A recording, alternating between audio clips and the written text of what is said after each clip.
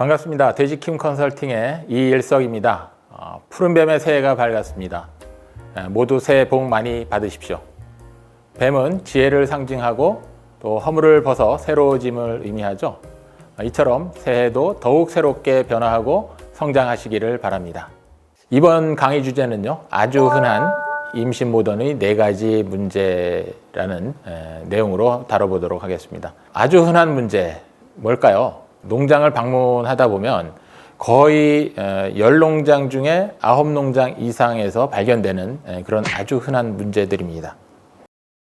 영상을 보시기 전 돈 플래너 TV 구독, 좋아요, 알림 설정까지 부탁드립니다.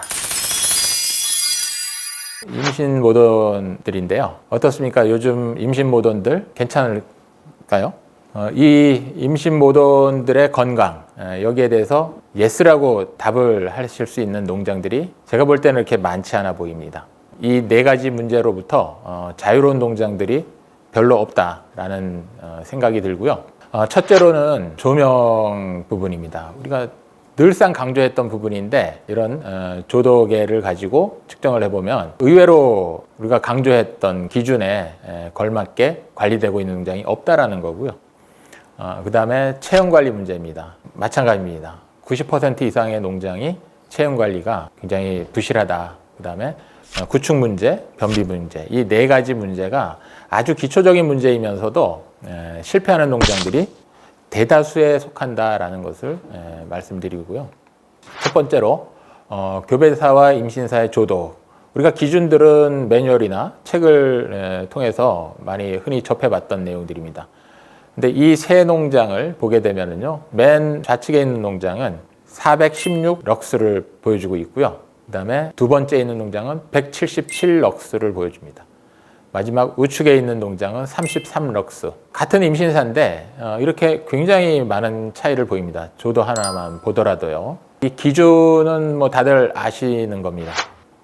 특히 교배사, 임신사는 300럭스, 200럭스 이상을 16시간 이상 유지를 해주는 것이 매뉴얼에 있는 내용입니다. 그러나 아까 방금 보셨듯이 뭐 100럭스도 채 안 되는 농장들이 허다하다는 것이죠.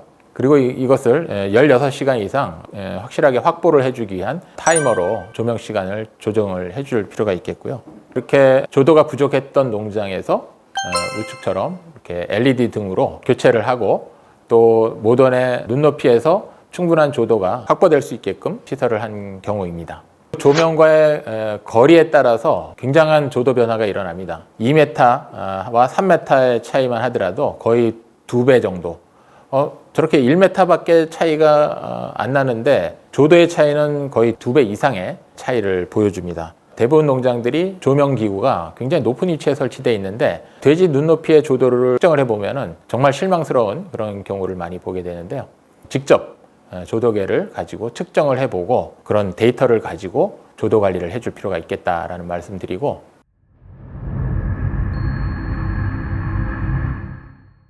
두 번째로는 지난 여름에 굉장히 혹사당한 모던들이 체손실이 많이 되거나 또는 발정이 안 온 모던들이 또 굉장히 살이 찌는 이런 극단적인 마르거나 뚱뚱하거나 한 이런 모던들이 농장에 많이 있다는 생각이 들고요.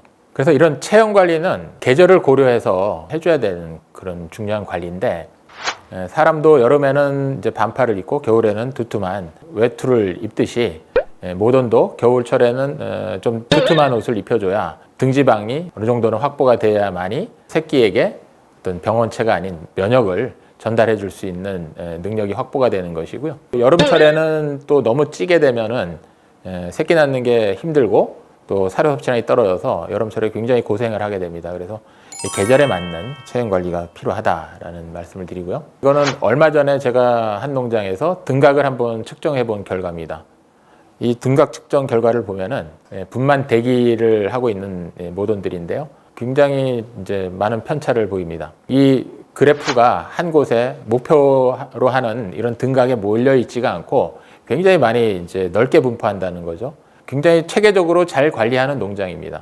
그럼에도 불구하고 이 체형 관리가 굉장히 어렵다는 것을 이제 의미하고요. 그렇다면 왜 이 체형 관리가 어려울까? 그런데 수많은 변수들이 같이 연관되어 있기 때문에 그렇다라고 말씀드릴 수가 있는데, 대부분 이제 노동력의 문제도 있죠. 직원들이 거기에 체형 관리에만 집중할 수 없는 그런 문제가 있고요.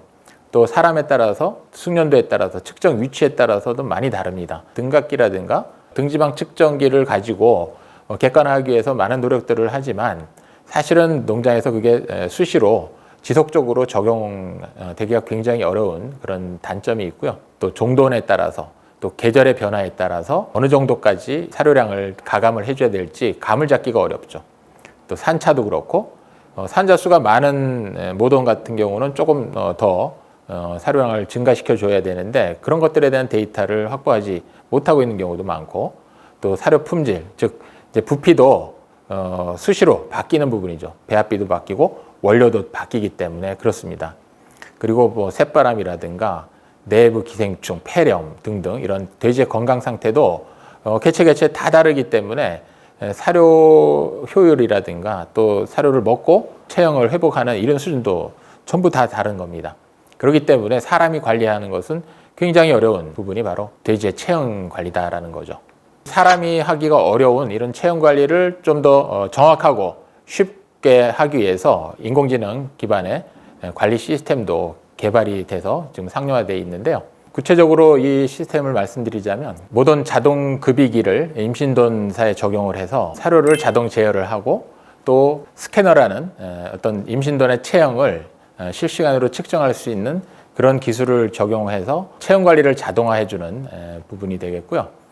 그리고 종돈이나 사계절의 변화에 따라서 임신 말기에, 그러니까 분만 직전에 최적화된 그런 체형 관리가 가능해집니다. 체형을 실시간으로 측정하고 사료 급이량도 데이터를 얻어볼 수 있기 때문에 바로 개체별로 FCR 데이터를 확보할 수가 있습니다. 그걸 통해서 사료 효율이 좋은 모돈과 그렇지 않은 모돈을 구분을 해볼 수 있겠고요.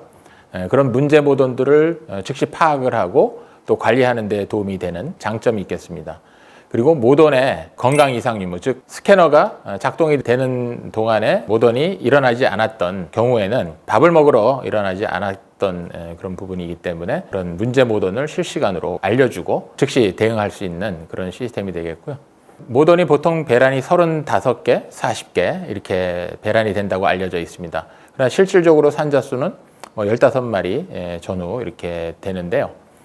주로 임신 수정란이 수정이 되기까지 한 20% 정도가 또 사라지고, 또 수정이 되고 나서도 임신 초기에 착상에 실패하고 배아가 사망하는 경우가 한 30% 정도가 됩니다. 그래서 절반 이상의 어떤 손실이 바로 임신 초기에 일어나게 되는데, 가장 큰 스트레스 요인이 뭘까 이렇게 생각해 보면, 아침 저녁으로 사료를 주면서 돼지들이 일어나서 비명을 지르고 또 밥통을 부수는 이런 일들이 기본적으로 발생이 되죠. 그래서 사람이 들어가기 전에 사료를 동시에 급이하는 이런 시스템이 굉장히 중요하다는 생각이 들고요. 그런 면에서 이런 자동 관리 시스템은 배아 사망을 최소화하고 산자수를 높여주는 그런 기능을 충분히 하리라는 기대를 해보고요. 그다음에 노동력을 감소시키는 것뿐만 아니고, 앞으로 2030년에 우리가 동물복지가 의무화되는데, 그런 부분에서 보통은 군사급이기를 떠올리시는데, 사실 군사급이기는 사료급이를 동시에 할 수가 없고 체형을 관리할 수가 없는 시스템이죠.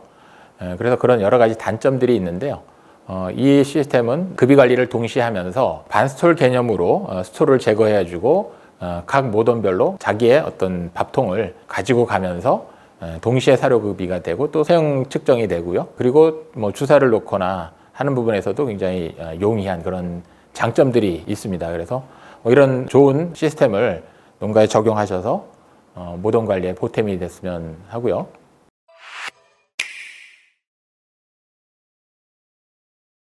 그 다음으로는 개선충입니다. 대부분의 농장에서 아무리 구충을 잘 했다고 하더라도 이런 모습들을 흔히 볼 수가 있습니다.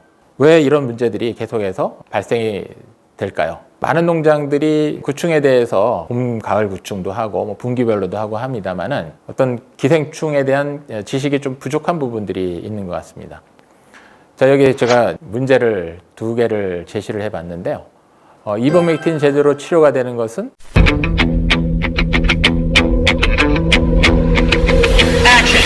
이버맥틴 제조를 개성충 란과 회충 란, R은 구제할 수가 없습니다. 그렇기 때문에 이 개선충이 20일 지나서 또다시 성충이 되면은 똑같아지는 거죠. 그래서 구충을 한 지 한 달이 지나면은 동일해지는 거예요. 펜벤다졸 제제가 대표적인 내부 기생충 제제인데요. 개선충란이나 개선충은 구제가 안 되죠. 그래서 이 두 가지 제제를 같이 써줘야 되는 겁니다. 개선충 문제를 해결하기 위해서 우리가 알아야 될 것들이 있습니다. 첫째로 매월 40개나 50개 가까운 이 개선충의 알이 부화가 됩니다. 잠복기는 3주 이상입니다. 그렇기 때문에 지금 구충을 했다 하더라도 한 달이 지나면은 또 어마어마한 그런 알이 부화되면서 똑같아지는 겁니다. 그리고 봄, 가을 구충으로는 그렇기 때문에 해결이 불가능하다라는 부분을 말씀드리고요. 그리고 이제 긁거나 귀를 흔드는 모돈들이 있다라는 것은 개선충이 문제가 된다는 것을 명심을 하시고 관찰을 해주시기를 부탁을 드리고요.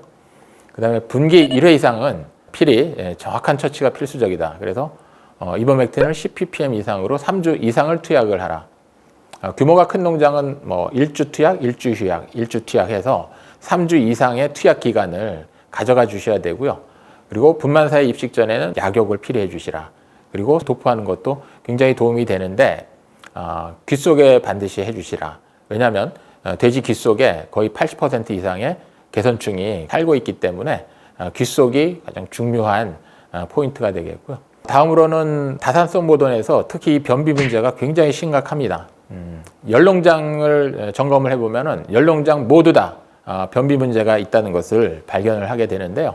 대부분 농장 직원분들도 그렇고 농장주분들도 이 변비를 간과하는 그런 경향들이 있습니다. 이 변비의 원인이 무엇이고 또 이 변비가 일으키는 문제는 어떤 것들이 있는지를 한번 정확히 알아둘 필요가 있습니다. 변비의 원인은 이제 장내에서 소화물 이동 속도가 떨어지면서 생기는 문제인데요. 환자수가 높은 다산성 모돈에서 이 뱃속에 태아들이 많이 들어있기 때문에 장의 운동을 막게 됩니다. 그리고 태아가 성장이 빨라지는 임신 말기, 또 분만 임박한 그런 모돈들 같은 경우는 이 태아가 커지면서 장 운동을 또 저하시킵니다.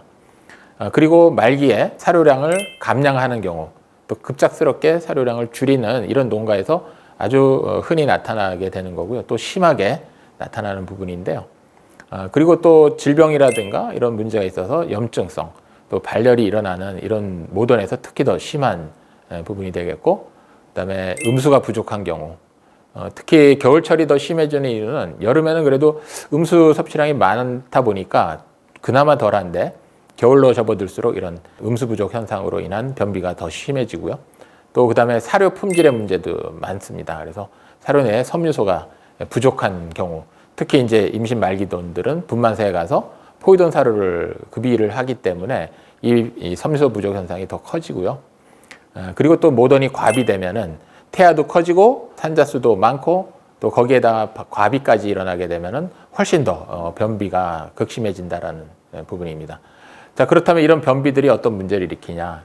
대장균을 증식을 시키게 됩니다. 장내 독소가 증가되고 또 소화불량으로 인해 가지고서 모든 이제 스트레스가 생기게 되는 거죠. 그리고 이제 프롤락틴이라는 젖을 분비하는 호르몬이 분비가 장애를 받게 되고요. 그렇게 되면서 이제 뒷젖이 마르는 현상, 초유가 불량해지고 이런 문제가 생깁니다. 그리고 이 변비가 자궁을 압박을 하기 때문에 이제 자돈들의 성장 저하가 일어나고 또 탯줄로 영양분이 공급되는 부분인데 이 부분도 이제 막게 되면은 사실 이제 자돈의 생식 체중도 떨어지면서 또 균일도도 많이 저하되는 현상을 보입니다. 그리고 이제 분만 지연으로 인한 그런 사산 증가, 그다음에 스트레스로 인한 돼지의 이상 행동이 증가되고요. 그다음에 분만 후에도 산후 회복도 지연되는 문제, 그리고 특히 포유 중에 사료 섭취량이 떨어지는 문제로 모돈의 체손실이 증가되고 이유 체중이 감소하는 이런 아주 다양한 문제를 이 변비가 일으키는 부분이다라는 것을 명심을 하셔야 되겠습니다. 네, 그렇다면 변비 해소를 위해서 어떠한 조치가 필요할지에 대해서 살펴보겠습니다. 첫째로 충분한 물을 공급하는 겁니다. 특히 겨울철에는 음수 섭취량이 떨어지는 시기이기 때문에 좀 더 신경을 쓰셔야 될 부분이고요. 그리고 분만 전에 다산성 모돈, 특히 산자수가 많은 모돈에 사료 감량하는 부분을 급격하게 줄이지 않도록 신경을 쓰셔야 되겠고요. 그다음에 사료 내 섬유소 강화는 이 부분이 가장 중요합니다, 사실. 그래서 분만에 임박한 모든 변비에 있어서 비트펄프나 알팔파를 분쇄를 해서 사료와 섞어 먹이는 번거로운 작업이 되겠습니다만은 그런 부분들이 상당한 효과를 가져오고요. 또 옥수수나 청보리 같은 거 주변에 뭐 어떤 경작지가 있다면은 이런 것들을 심어서 추수해서 발효 사일리지로 만들어서 급이하는 것도 굉장히 효과적인 방법이 되겠고요. 그리고 뭐 여건이 허락한다면 사료 공급 라인을 하나 추가해서 분만 전후에 임신도 사료를 공급하는 것도 대단히 효과적인 방법이 될 수가 있습니다. 사실 분만사에서 분만 전후에는 굳이 포이돈 사료를 주기보다는 임신도 사료로 공급하는 것이 훨씬 유리하다는 부분을 말씀을 드리고요. 실제 몇몇 농장에서 적용해 본 결과 심했던 변비가 상당 부분 해소되는 결과를 가져왔었고요. 그리고 발열이 일어나는 모돈, 특히 염증 질환이 있는 이런 모돈들을 체크해서 치료를 즉시 해주는 것이 이 변비 부분을 해소하는 데 도움이 되겠고, 또 인위적으로 관장을 통해서 딱딱한 변을 묽게 만들어주는 그런 조치도 필요하겠습니다. 그리고 이제 유기산 제제라든가 몇 가지 항산 마그네슘, 황산 염화칼슘 제제 이런 부분들을 사료에 첨가해 주는 것도 도움이 되겠습니다. 자, 이렇게 네 가지 농장에서 흔히 발견되는 그런 아주 기본적인 문제들에 대해서 살펴봤는데요. 이런 부분들을 해결함으로써 모돈이 좀 더 건강해질 수 있고, 그런 건강한 모돈은 이렇게 우리가 그 높이뛰기를 할 때 도약 지점이 이제 단단해져야만이 도약이 가능한 것처럼 건강한 모돈, 단단한 그런 발판을 마련해 주는 것이 가장 중요한 우리 번식동 관리에서 핵심이 되겠다라는 말씀을 드리면서 이번 강의를 마치도록 하겠습니다. 감사합니다.